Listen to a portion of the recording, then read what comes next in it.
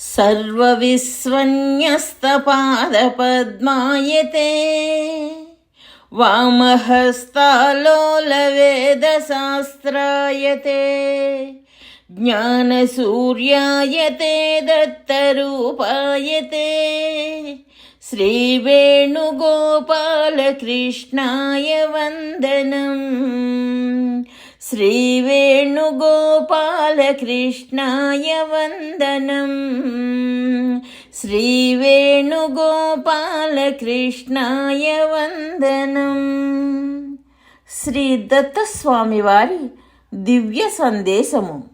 వీరమతములు 11/3/2000 ఉదయం 5 గంటలకు శ్రీ దత్తస్వామి వారు ఇచ్చిన దివ్య సందేశము.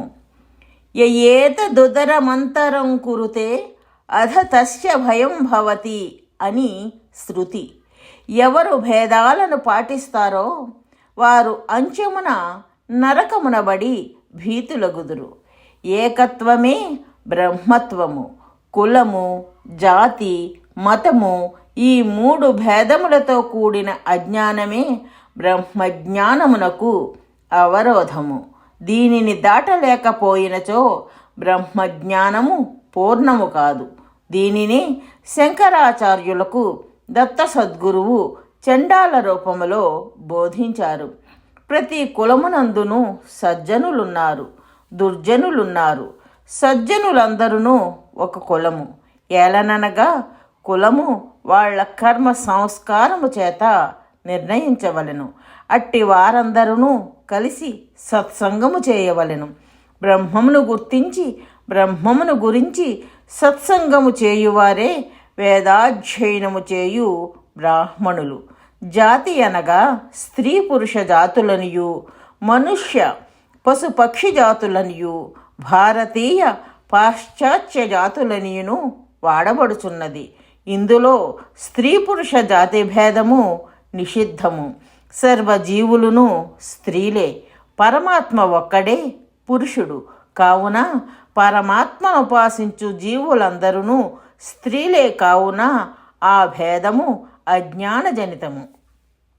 ఇక మనుష్య పశు పక్షి జాతి భేదము అజ్ఞాన పరాకాష్ఠ. పశుపక్షులే కాదు, వృక్షములును జీవులే. అవి అన్నియును నీ సోదరులే. వాటిని చంపి తినువాడు సోదరహంతకుడు. అహింస పరమో ధర్మ అని కదా వేదము చెప్తోంది. ఇక మతభేదము అవిద్య అనబడును. ఈ మతములలో వీరమతములున్నవి. వీర వైష్ణవ, వీర శైవ, వీర శాక్తేయము మొదలగు మతములు హిందూ మతములోని అవాంతర మతములు. ఇక వీర క్రైస్తవ మతము మొదలగు మతములన్నీయును పాశ్చాత్య మతములు. వీటియందును భేదము పనికిరాదు. క్రైస్తవ మతము కూడా దైవ మతమే. కానీ వీర క్రైస్తవ మతము అనుయాయుల గుడ్డి అభిమానమే. వీర క్రైస్తవులిట్లు పలుకుదురు: క్రీస్తును నమ్మని వారందరూ నరకాగ్నిలో పడుదురు. ఇతర దేవతలను నమ్మిన వారు, విగ్రహారాధకులు శాశ్వత నరకమున పడుదురు. అయితే వారిని నేనిట్లు ప్రశ్నించుచున్నాను. సరే, నిజమే అనుకొందాము. క్రీస్తును నమ్మని వారందరూ నరకాగ్నిలో పడుదురు అనున్నది సత్యమే. అయితే క్రీస్తు భగవానుడు పక్షపాతము లేని కరుణామయుడు కదా. అయితే క్రీస్తు పుట్టకముందు ఈ ప్రపంచమున జీవించిన జీవులకు అట్టి అదృష్టము లేకుండా పోయినది కదా. క్రీస్తు పుట్టిన తరువాత పుట్టిన జీవులకు మాత్రమే ఈ అదృష్టము లభించినది కదా. ఇది భగవంతుని పక్షపాతము కాదా? పూర్వపక్షము, అపోనెంట్. క్రీస్తు జన్మించకముందు యెహోవా అను దైవమున్నది. యెహోవాను స్మరించిన వారును ముక్తులే. యెహోవా తండ్రి, ఆయన యొక్క అవతారమే క్రీస్తు. కావున ఈ దోషము రాదు. సిద్ధాంతము, స్వామి.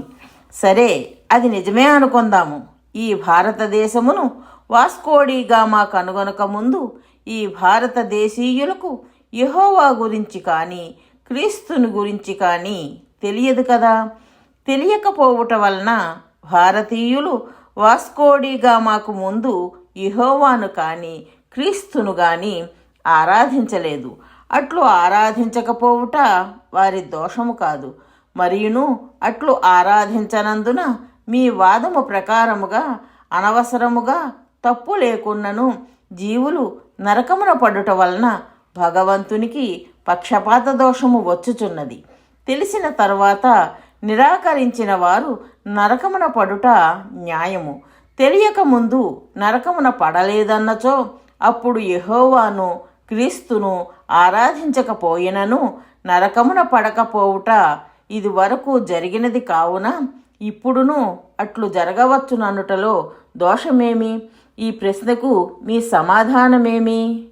పూర్వపక్షము 14/3/2000 ఉదయం 5:30 క్రీస్తు వార్త తెలియకముందు కూడా భారతీయులు నరకమునే పడుదురు. ఏలనన అది వారి దోషము కాకపోయినప్పటికీ వారు తమ తమ కర్మల విచారణ చేత నిర్ణయింపబడి దుష్కర్మల వలన నరకమున పడిరి. కావున దాని వలన వారికి అన్యాయం జరగలేదు. సిద్ధాంతి: అట్లు అయినచో ఇప్పుడు కూడా అట్లే కర్మ విచారణ చేత జనులు నిర్ణయింపబడి స్వర్గ నరకములను పొందుదురుగాక. ఇప్పుడును క్రీస్తును నమ్మని వారును తమ పుణ్యకర్మల చేత స్వర్గమును పొందుదురుగాక. పూర్వపక్షము: ఇప్పుడు అట్లు కాదు.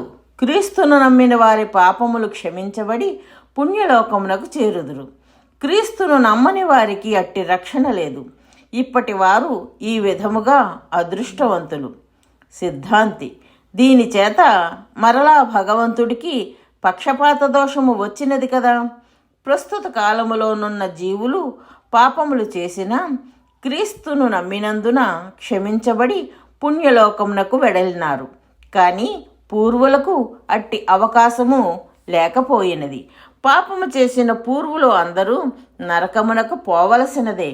కానీ నవీనులు పాపము చేసి కూడా క్రీస్తును నమ్మినందున పుణ్యలోకమునకు పోయినారు గదా.